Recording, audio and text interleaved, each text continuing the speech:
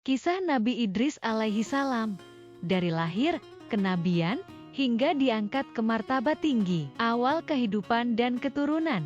Nabi Idris AS dikenal juga dengan nama Aknuh atau Konuh. Beliau adalah keturunan ke-6 dari Nabi Adam AS, putra dari Yarid bin Mihlail bin Kinan bin Anusi bin Syit, Nabi Syits bin Adam AS. Beliau adalah nabi kedua setelah Nabi Adam AS dan Nabi Syits AS. Nabi Idris dilahirkan pada masa yang masih relatif dekat dengan masa Nabi Adam AS. Dalam beberapa riwayat disebutkan beliau sempat menemui Nabi Adam AS selama beberapa waktu. Sejak kecil, beliau dikenal sebagai pribadi yang cerdas, kun, dan senang belajar. Karena kecintaan dan ketekunannya dalam belajar dan membaca, darasa, beliau kemudian dijuluki Idris, diangkat menjadi nabi dan mukjizat. Ketika menginjak usia 82 tahun, menurut sebagian pendapat, Allah SWT memilih dan mengangkat Nabi Idris AS menjadi seorang nabi dan rasul.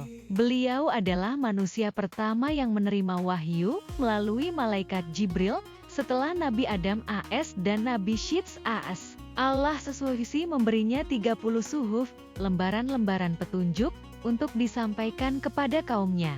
Beberapa mukjizat dan keistimewaan yang dianugerahkan Allah kepada Nabi Idris AS antara lain, manusia pertama yang mahir menulis dan membaca dengan kalam, pena. Beliau mengajarkan ilmu ini kepada umat manusia, menguasai berbagai ilmu pengetahuan, seperti ilmu perbintangan, astronomi falak, matematika, dan merawat kuda. Orang pertama yang membuat dan menjahit pakaian dari kain. Sebelumnya, manusia hanya menggunakan kulit binatang. Nabi Idris menjahit dan membagikannya kepada fakir miskin. Memiliki kesabaran, ketegasan, dan keberanian yang luar biasa dalam berdakwah. Sehingga beliau mendapat gelar Asadul Usud, singa dari segala singa.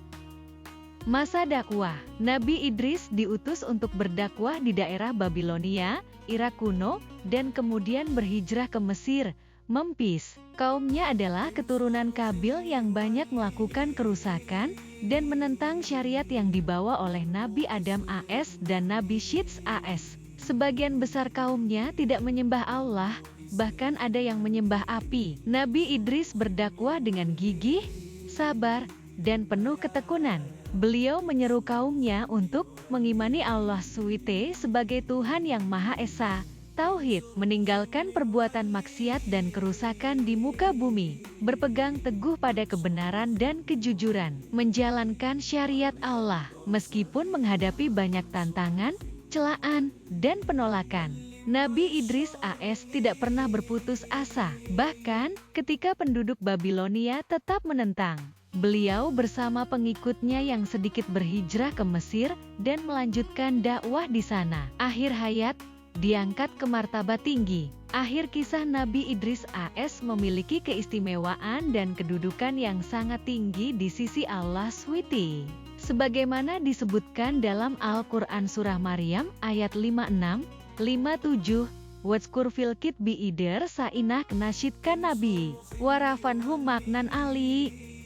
Dan ceritakanlah, hai Muhammad, kepada mereka kisah Idris yang tersebut di dalam Al-Quran. Sesungguhnya ia adalah seorang yang sangat membenarkan dan seorang nabi, dan kami telah mengangkatnya ke martabat yang tinggi. Mengenai makna diangkat ke martabat yang tinggi, terdapat beberapa riwayat yang masyhur, di antaranya diangkat ke langit keempat. Riwayat yang paling kuat menyebutkan bahwa Nabi Idris AS diwafatkan, dicabut nyawanya, oleh malaikat maut di langit keempat. Hal ini juga diperkuat dengan hadis Isra, Miraj di mana Rasulullah SAW bertemu dengan Nabi Idris AS di langit keempat, melihat surga dan neraka. Ada kisah yang menceritakan bahwa atas izin Allah, Nabi Idris AS pernah mengunjungi neraka dan surga. Beliau memohon kepada Allah untuk merasakan kematian agar lepas dari beban duniawi. Malaikat maut kemudian mencabut nyawanya